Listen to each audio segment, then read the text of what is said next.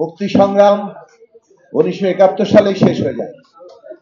কেননা যতক্ষণ পর্যন্ত মানুষের উপরে অত্যাচার, শোষণ, নির্যাতন, শৃঙ্খল এইসব থাকবে, মুক্তির সংগ্রাম ততক্ষণ চলতে থাকবে।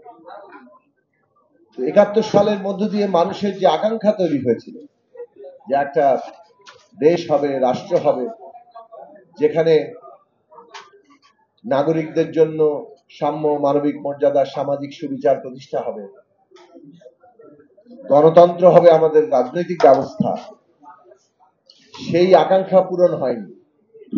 আপনারা বক্তব্য শুনেছেন কিভাবে অতি দ্রুততার সাথে আমরা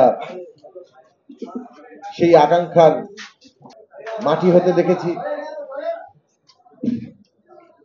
অনেক ক্ষেত্রে বিপরীত দিকে হাঁটতে দেখেছি। বাংলাদেশ একদলীয় শাসন, গণতন্ত্রের হত্যা করা, মানুষের উপরে অত্যাচার, নির্যাতনের ভয়ঙ্কর রাজত্ব গড়ে তোলা, ত্রাসের রাজত্ব কায়েম করা, এইসব আমরা দেখেছি।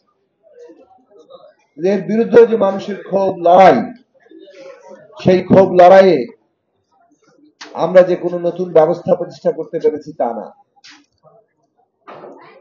নানাভাবে চেষ্টা হয়েছে, বিক্ষোভ হয়েছে, শাসনের পর শাসন বদলেছে, সেনা শাসন এসছে, গণতন্ত্রের লড়াই হয়েছে, নির্বাচন হয়েছে, কিন্তু মানুষের কাঙ্ক্ষিত পরিবর্তনটা